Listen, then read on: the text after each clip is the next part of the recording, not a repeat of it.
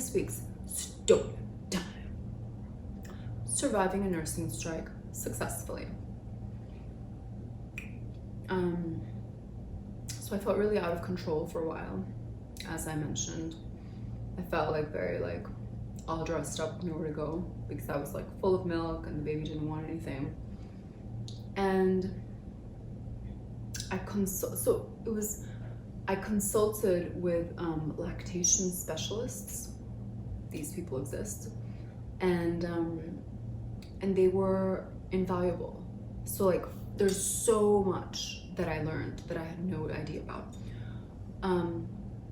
The baby gets used to having a lot of milk if you feed them the bottle without being careful, and so their stomach extends, kind of like obese people. So then they're just not satisfied in the same way that they would be by drinking boob milk a little bit every few hours. So they get used to just eating large amounts a few times a day. So a lot of the issue is like, oh, they get used to the bottle, they get used to large amounts, their stomach distends, so then they actually don't feel hungry because now they actually don't feel full because their stomach is legitimately bigger. So all these things go into motion when you bottle feed, and I guess what I learned is you have to do it in a very intelligent way, which I didn't do, or at least a conscientious way, which I also didn't do. So the lactation people said this time is very common to have this happen because they're just so busy with everything. The last thing they want to do is like patiently wait for milk to come out of boob, which I understand.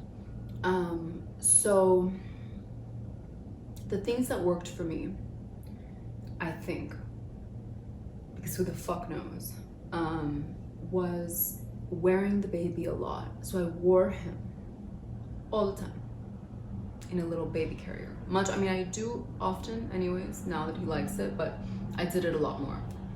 Then I switched the bottle to a tiny hole, so tiny that he was basically like, hang on, this is exactly like the boob. This is no better. So much so that now he's back to refusing the bottle. And then another tip was to take baths with him. And in fact, when I took a bath with him, that was the first time that he started to express interest in the boob again. So he wasn't drinking, but he was like playing with him, which I saw as progress. And then the other thing that happened is that it's crazy because I said that I would never do this. So babies, obviously the boob is like very comforting to them. But what I had read a long time ago is that if you're not,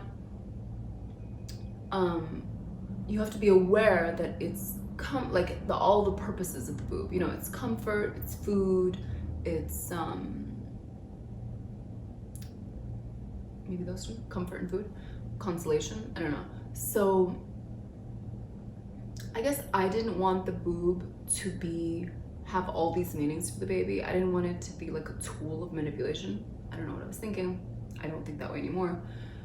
So I really wanted it to be mostly food. And in fact, I did it so successfully that baby really didn't associate the boob with falling asleep, with like, oh, this is what I need, you know, this is what I need to sleep, or like, this is what I need when I'm upset. Like it didn't happen. But the only way that has worked now is that now the baby falls asleep with the boob. So before naps, when he wakes up in the morning, and before he goes to bed at night, he loves the boob. And that's the only time that I have managed to have him eat again from it, which is fine. And the rest of the time I give him like in a cup milk, in a sippy cup. So it's none of this is ideal, and yet it's opened up this whole new relationship to breastfeeding that I said I was not into, and now that I have it, I'm so fucking into it. Like, I love that baby falling asleep on me while he eats. I love it.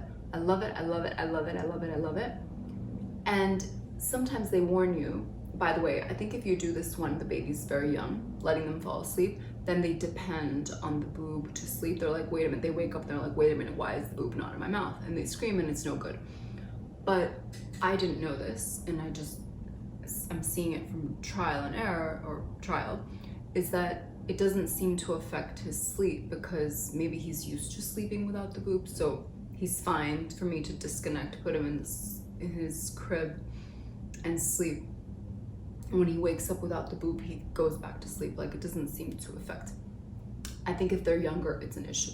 So it's over, and now it's this place where I gave up on it even working for a while. And actually, when I gave up is when he started eating again, which I hate to like stress on like the energy, there's a truck outside, on the energy things here, but it seems to have really played a role. I'm going to introduce something into my stolen times, which I did in this podcast that I had, which was fantastic. The link is in the description. I did it with my very good friend, Lauren, who had 2 kids, and I had absolutely no empathy for her situation. And that's actually why we stopped podcasting. She was too busy, and I was like, what do you mean you're too busy? And I'm like, man, what the fuck? How does she even have time for this at all? So we had something at the end, which was called a rant, rave, or tip. So at the end of every episode, I'm going to just repurpose this because it's such a good tool. I'm going to rant, rave, or tip about something. And today it's going to be a rant. The rant is, I'm not into perfection these days. So if your life is going perfectly, everything is great, this is not the time for you and I to be cozy. It irks me to hang out with someone who's like, everything's great. Oh my God, my job is great. My child is great. My husband is great. My apartment is great. Everything's great. How are you? I'm like, okay. I'm not interested. Like, I'm just like, great. But like, it must be so transparent that my smile is like completely false, because it's not that I don't wish good on someone, but I want a fucking mix. Like, I want to know like what else is going on. There must be something, and it doesn't have to be difficult or horrible or heartbreaking. It just has to be like complex the way the world is, or the way I think the world is, and somehow for me perfection lacks depth. So my rant is really into spending time with people who everything seems perfect and therefore uninteresting to me. Maybe that'll change, but I don't think so. Anyways, thank you for watching and letting me steal your time. Hit the bell icon to get notified when I release episodes.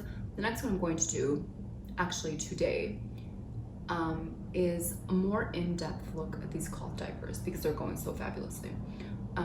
So thank you, and subscribe.